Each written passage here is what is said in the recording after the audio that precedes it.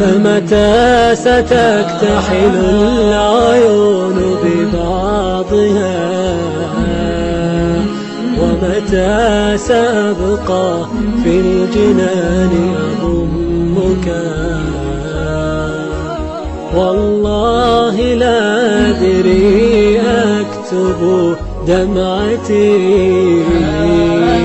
شهرا وأرثيها وأرثي قربك.